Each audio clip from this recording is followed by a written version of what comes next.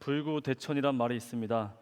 하늘 아래 부모님 원수와 함께 살 수 없다란 뜻을 가지고 있죠. 주로 이 중국의 무협지 만화 소설에 자주 등장하는 소재이기도 합니다. 평화로운 삶을 살고 있던 한 가족이 있었습니다. 그런데 어느 날 무림의 고수가 또 수십 명의 자객들이 나타납니다. 이때 아버지가 아들에게 이야기하죠. 숨기면서 아들아, 어떤 일이 있어도 나오지 말아라. 그리고 나서 이 아들은 숨죽이며 그 싸움을 지켜보고 있는데 예측하신 것처럼 그 부모님은 죽음을 맞이합니다. 아들에게 굉장히 충격이었겠죠. 그날 이후로 이 아들은요, 스승을 찾아가서 무술을 연마합니다. 다른 것 아무것도 하지 않고 오로지 아버지의 원수를 갚기 위해서 무술에 정진합니다. 이제 때가 돼서 아버지의 원수를 찾아갑니다. 그리고 똑같이 복수를 하게 되는데, 이러한 영화나 소설을 보게 되면 카타르시스를 느끼게 되겠죠. 아버지의 원수를 아들이 똑같이 복수합니다. 이때에 이 답답한 마음들이 해소가 되고 우리 안에 희열을 느끼게 됩니다. 오늘 우리 읽었던 그 말씀의 시작이 이렇게 시작한다라는 거예요. 이스라엘 1세대는요, 저번 주에 말씀드린 것처럼 10명의 정탐꾼의 소식을 듣게 됩니다. 가나안 안에는 아주 견고한 성벽이 놓여져 있고 그 안에 거주하는 사람들은 아낙 자손이라 이야기하죠. 거인 민족들, 그들을 비교하니 나의 모습이 마치 메뚜기 같다라는 겁니다. 그 말을 듣고 나서 이스라엘 백성들은 이렇게 고백들 하죠. 우리는 갈 수 없다, 할 수 없다, 소용없다, 애굽으로 돌아가자. 그렇게 가나안 가는 그 길을 포기하게 됩니다.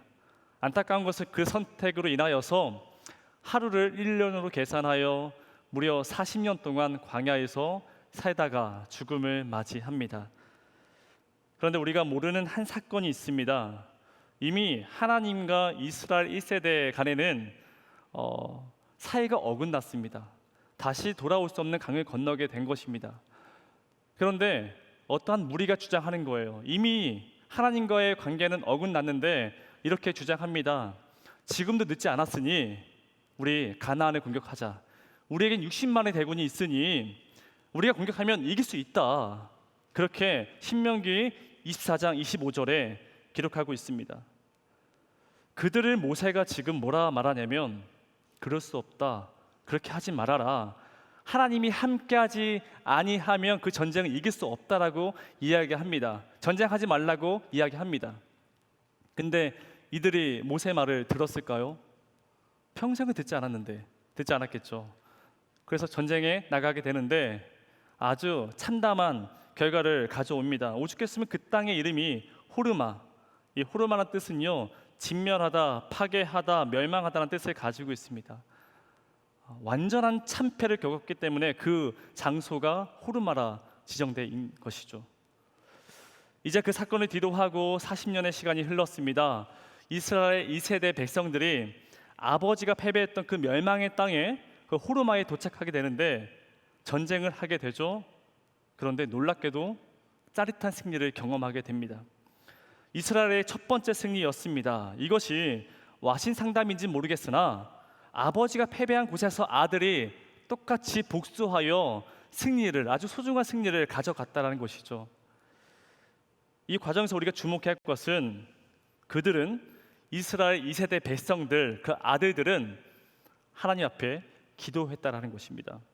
2절인데요, 이스라엘이 여호와께 서원하여 이르되 주께서 이 백성을 내 손에 넘기시면 다 멸하겠나이다. 가나안은 여전히 견고하고 그 안에 거대한 민족이 버티고 있지만 그들은 서원합니다. 서원이란 그 뜻은요, 하나님 앞에 내가 약속한다라는 거예요. 무릎 꿇고 하나님의 모든 것을 전적으로 내가 의지하여 기도하오니 도와주시옵소서. 그렇게 기도했다는 것입니다.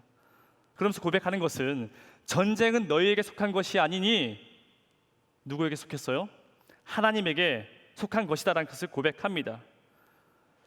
여러분, 40년 동안 이거 하나 깨달은 거예요. 하나님과 함께하면 이길 수 있다. 그렇게 그들은 하나님의 주권을 인정하게 됩니다. 대단한 변화죠. 제가 저번 주에 말씀드렸는데 어떤 상황에 놓여 있을지라도 하나님이 보이면 소망입니다. 그러나 문제만 보이면, 상황만 보이게 되면, 하나님이 보이지 않고 그 문제만 집중하게 되면 그것은 절망이라고 말씀드렸어요. 근데 그 아버지 세대는 이것을 해내지 못했으나 아들들, 이스라엘 2세대 백성들은 이것을 해냈습니다. 참 대단한 것이죠. 문제는 이 승리가 한 번밖에 없었다라는 거예요. 10번째, 20번째가 아니라 이제 출애굽한 지 40년 만에 첫 승리를 했다는 것입니다. 자, 그러면 그 다음이 궁금하지 않겠습니까? 이들이 진짜 변한 것일까? 정말 하나님의 자녀로 성장한 것일까? 궁금하죠. 굉장히 중요한 문제입니다. 흔히 우리가 연애할 때 이 사람과 결혼을 할 건지 말 건지를 고민하게 되는 지점이 바로 이거 아니겠습니까? 이 사람이 진짜 변한 것일까? 다시는 하지 않는다라고 얘기했는데 내가 믿어도 되는 것일까? 이것이 굉장히 중요한 지점이 되겠죠. 연애의 온도란 영화가 있습니다. 여기에서 여자 주인공이 이런 얘기를 해요. 사람은 변하지 않는다. 사람은 변하지 않는다. 어쩜 사람이 고무줄처럼 다시 원래 상태로 돌아가는 것일까? 이 얘기를 아주 낙담하면서 하는 이야기가 있습니다. 여러분들은 어떠세요? 남자친구가 연락을 잘하지 않습니다. 욱합니다. 그리고 이쁜 말을 하지 않습니다. 다른 여자에게 연락하지 말라 하는데 연락합니다. 자, 그러면 잔소리하고 싸움을 하게 되겠죠. 그러면 변화가 되던니까? 변화가 돼요? 변화가 되겠죠? 대부분이 많이 이것 때문에 계속해서 만나고 헤어짐을 반복한다라는 거예요. 최근에 이런 책도 출간되었습니다. 그 남자는 절대 변하지 않는다. 근데 여러분 오해하지 마십시오. 이게 남자만 그런 것이 아니라 문제가, 이 근본적인 문제를 해결해야 한다는 것을 말하고 있습니다. 이스라엘 2세대 백성들은 어땠을까? 그들은 완전한 변화를 가져온 것일까? 정말 우리가 그 사람들을 믿을 수 있을 것인가? 오늘 4절에서 말하고 있습니다. 다 함께 읽어보겠습니다. 시작. 백성이 호르산에서 출발하여 홍해 길을 따라 에돔 땅을 우회하려 하였다가 길로 말미암아 백성의 마음이 상하니라. 길로 말미암아 마음이 상하니라. 그들은 호르산에서 아주 값진 승리를 얻었습니다. 이제 이 가나안에서 이제 출발을 해야 할 것인데 지도를 보게 되면요, 호르산 가데스 바네아에서 이 가나안으로 가게 되는 길이 두 가지가 있습니다. 그 하나가 뭐냐면 지금 직선으로 나와져 있는 이 왕의 대로. 이 왕의 대로는요, 이렇게 가는 길도 있고 이렇게 가는 길도 있습니다. 이것을 우리가 왕의 대로라 얘기하고, 또 하나의 다른 길은 뭐냐면 곡선으로 둘러서 가는 홍해길이 있습니다. 이 두 가지의 길이 있는데 하나님은 지금 어디로 가라 말씀하시냐면 왕의 대로가 아니라 하나님은 홍해길로 가라 말씀하십니다. 이유는 있습니다. 이 에돔은 형제 국가입니다. 이들과 싸워서 그 길을 가는 것이 아니라 우회해서 갔으면 좋겠다라고 말씀하신 거예요. 그런데 하나님이 그렇게 말씀했음에도 불구하고 이들은 마음이 상했습니다. 왜냐하면 이미 한번 승리를 경험했습니다. 그러면서 어떻게 생각했냐라면 하나님이 함께 하시면 좁은 길이 아니라 넓은 길일 텐데 왜 직선이 아니라 곡선일까? 하나님이 나와 함께 하시면 편하고 쉬운 길로 가는 것이 맞을 텐데 왜 멀게 힘든 길을 걸어가라 하시는 것일까? 에돔? 뭐 그게 어쩌다고 그냥 엎어버리자. 그렇게 마음에 거칠어진 모습을 우리가 보게 됩니다. 우리는 어떻겠습니까? 우리는 광야를 바라보면서 빠르게 그것을 지나가는 것이 은혜라 이야기합니다. 주변에 그런 사람들 자주 보게 되잖아요. 이른 나이에 성공하고 높은 자리에 앉아있는 사람들을 세상은 성공이다라고 이야기합니다. 그런데 하나님은 이것이 성공일 수 있고 또 아닐 수도 있습니다. 여러분, 이른 나이에 좋은 대학 가서 빨리 결혼하고 성공하는 것이 정말 성공일까? 그런 기준으로 바라본다면 저도 성공한 인생은 아닙니다. 저는 일반 학과를 전공하고 나서 사회생활 하다가 신학을 늦게 했습니다. 그러면 저는 은혜를 입은 사람이 아니겠죠. 하나님의 기준에서는 그것이 성공일 수 있고 아닐 수도 있다는 거예요.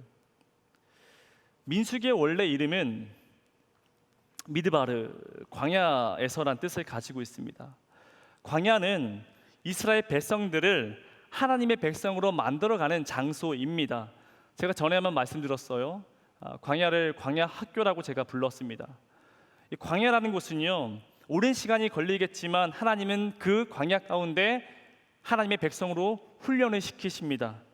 신명기 8장 2절 말씀인데요, 내 하나님 여호와께서 이 40년 동안 내게 광야길을 걷게 하신 것을 기억하라. 이는 너를 낮추시며 너를 시험하사 내 마음이 어떠한지 그 명령을 지키는지 지키지 않는지 알게 하심이라. 이번 주에도 여러 명의 청년들과 신방을 하고 삶을 나누었습니다. 제가 참 신방하면서 느끼는 것은 더 많이 만나지 못하고 더 큰 도움을 주지 못해서 항상 마음이 편치가 않습니다. 실제로 코로나 때문에 이것이 말로만 끝나는 것이 아닌 현실로서 그 현실 가운데 어려움을 겪고 있는 청년들이 참 많이 있습니다. 근데 그 내용들이 다 다릅니다. 결혼, 취업, 관계, 직장, 가정, 연애, 신앙, 각자의 어려움들을 고백합니다. 그러면서 목사님, 기도를 하는데 더디게 이루어집니다. 좋은 사람 만나서 결혼하고 싶은데 이게 늦어집니다. 직장은 들어갔는데 그 다음이 없습니다. 열심히 노력했는데 결과는 보이지가 않습니다. 기도하며 사업을 계획하고 있지만 보여지진 않고 마음의 조급함이 점점 커지게 됩니다. 목사님, 어떻게 해야 될까요? 그러면서 제 마음 가운데 하나님의 원망과 불만의 씨앗들이 점점 자라나게 된다는 것을 그들이 고백합니다. 여러분, 그럴 때마다 기억할 것은 내가 지금 광야의 길을 걷고 있구나. 신명기 8장 2절 말씀처럼 너는 광야 길을 기억하라. 이는 너를 낮추며 내 마음이 그 명령을 지키는지 지키지 않는지를 알게 하려 하심이라. 하나님 더 바라보라고, 세상 의지하지 말고 사람 의지하지 말고 하나님 더 의지하라고 지금 내가 광야의 길을 걷게 하시는구나, 이런 생각의 전환이 필요하다는 것입니다. 그러나 이스라엘 2세대 백성들은 40년 만에 첫 승리를 얻게 됩니다. 근데 이것이 완전한 변화가 되지 못했습니다. 아버지와 똑같은 실수를 범하게 되죠. 5절입니다. 백성이 하나님과 모세를 향하여 원망하되 어찌하여 우리를 애굽에서 인도해 내어 이 광야에서 죽게 하는가? 이곳에는 먹을 것도 없고 물도 없도다. 우리 마음이 이 하찮은 음식을 싫어하노라 하매. 물이 없다, 먹을 것이 없다, 심지어 1세대와 똑같은 말을 합니다. 내가 차라리 애굽에 살았더라면 얼마나 좋았을까? 왜 우리를 광야 가운데 죽음을 보게 하겠느냐? 이렇게 하나님을 원망하고 모세를 원망합니다. 근데 여러분, 무엇보다 이 말은 하지 말았어야 되는데 아주 하나님이 싫어하는 말을 하게 되죠. 하나님이 매일 내려주시는 그 만나와 메추라기를 하찮은 음식으로 그들이 부릅니다. 하나님이 여러분들에게 귀한 삶을 허락하셨는데 여러분들이 그 삶을 하찮게 여기고 있다는 거예요. 여기에 하나님이 화가 나셔서 6절입니다. 불뱀을 보내게 됩니다. 실제로 사막에는 정갈 그리고 뱀들이 많이 있습니다. 저도 검색을 해보니까 이 불뱀이 독을 가지고 있는 그런 독사였더라고요. 심지어 물려서 1시간 만에 사람이 죽는다라고 이야기합니다. 지금 그 뱀이 사람들을 물어대는데 이게 감당할 수가 없는 거예요. 뱀을 좋아하는 사람은 없겠죠. 그래서 사람들이 소리를 지르고 뱀에 물려서 죽어갑니다. 그 공포감에 휩싸였을 때에 모세가 무릎을 꿇고 기도합니다. 하나님, 우리에게 이 뱀들을 떠나게 하여 주시옵소서. 그렇게 간절히 중보하는데 하나님이 모세의 기도를 듣고 응답해 줬다라는 것이죠. 여러분, 그들은 왜 똑같은 실수를 반복하는 것일까? 아버지와 똑같은 실수를 어떻게 반복하는 것일까? 그것도 40년 동안. 우리는 매주마다 말씀을 듣는데 왜 삶 속에서 하나님을 원망하며 매일 불평하며 살아가는 것일까? 왜 그런 것일까? 1965년도에 월북했다가 이 40년 만에 일본 땅을 밟게 된 이 차이스 젠킨슨이란 미국 사람이 있습니다. 이분은 한국에서 주한 미군으로 살다가 갑자기 베트남의 전쟁이 생기게 된 거예요. 베트남의 전쟁이 일어났는데 자신도 거기에 참전해야 한다라는 소식을 듣게 됩니다. 근데 죽기 싫었던 거죠. 전쟁이 너무 싫었습니다. 그래서 이분이 1965년도 1월에 DMZ 비무장 지대를 넘어서 북한으로 넘어갔습니다. 처음에 그 생각이 이랬어요. 북한에 가면 소련 대사관이 있기 때문에 그곳에 들렸다가 빠져나오면 되겠다 생각했습니다. 근데 여러분, 북한이 그렇게 쉬운 곳인가요? 그의 생각으로 될 수가 없는 거예요. 그렇게 25살이었던 이 젠킨슨이라는 사람은요 40년 동안 북한에서 살게 됐습니다. 근데 생각보다 그 삶이 괜찮았다는 거예요. 비교적 부유한 삶을 살아갑니다.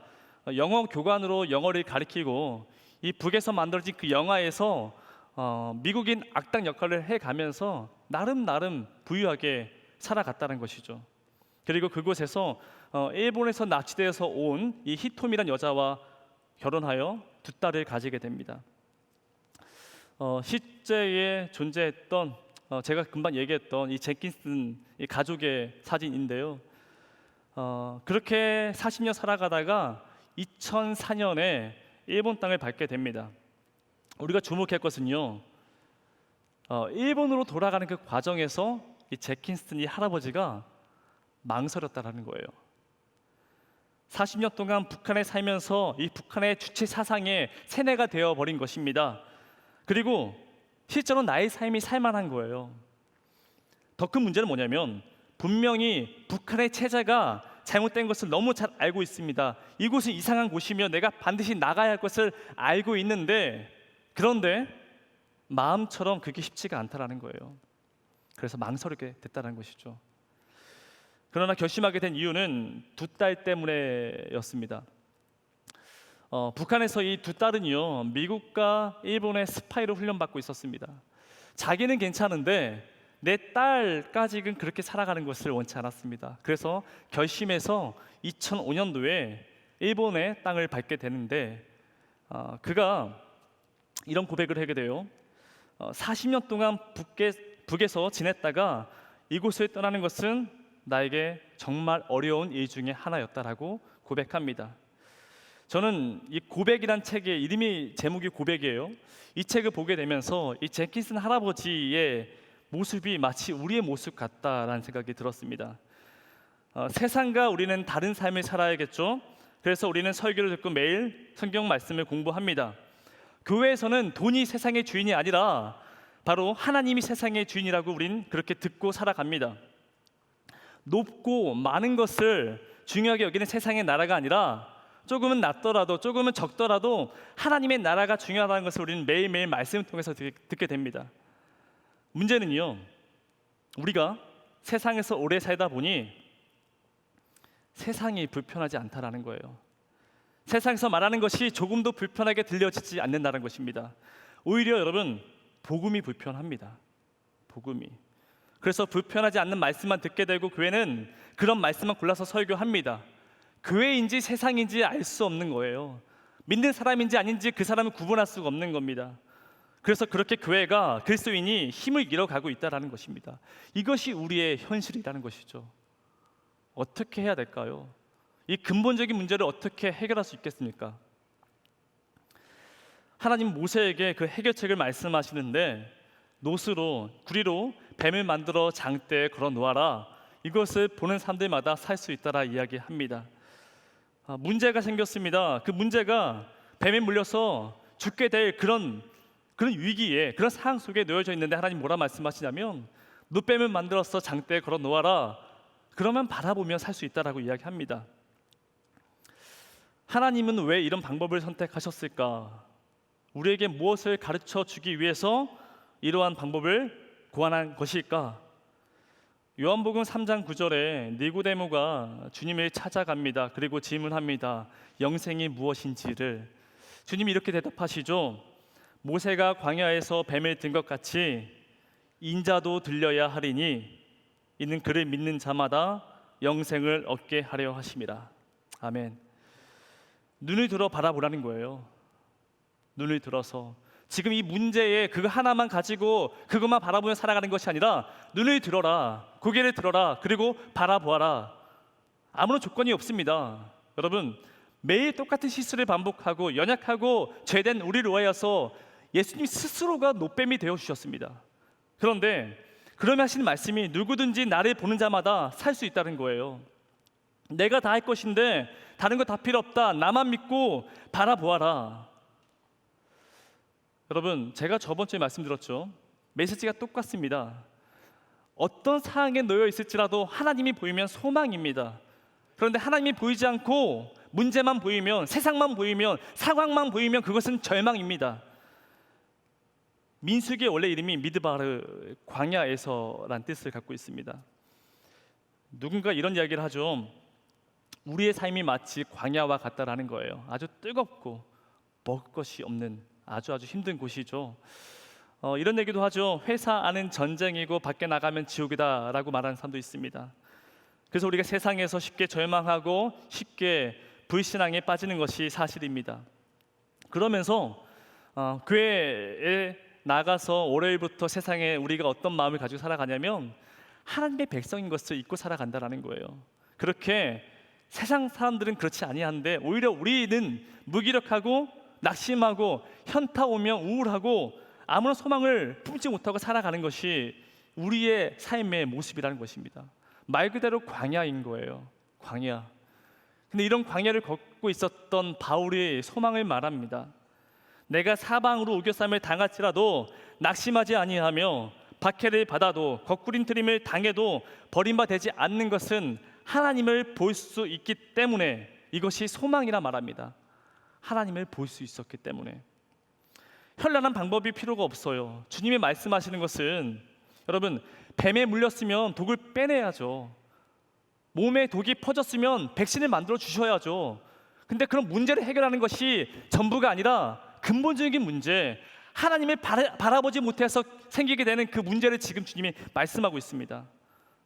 그래서 여러분, 그게 왕의 대로이든 그게 홍해 길이든 어떤 길이든 간에 하나님이 함께 하시는 길이 가장 좋은 길이고 하나님이 함께 하시는 그 길이 가장 선한 길인 것입니다. 어떤 일이 있을지라도 하나님 바라보는 거예요. 여러분, 여기서 이 노뱀을 바라보다, 이 바라보다의 이 헬라어 뜻은 아포라오라 얘기하죠. 지금 여러분들 저를 쳐다보고 있잖아요. 그런 뜻을 말하는 것이 아닙니다. 여러분들 시선을 한 곳에 고정시키는 것을 아포라라고 말합니다. 여러분들 시선을 하나님께 고정해야 살 수 있다는 것을 말하고 있다는 거예요.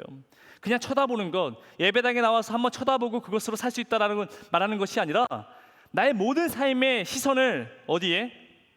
하나님에게 고정하여 살아가야 우리가 살 수 있다는 것입니다. 저는 여러분들이 함께 결단했으면 좋겠어요. 오늘 말씀의 제목이 하나님 바라보다입니다.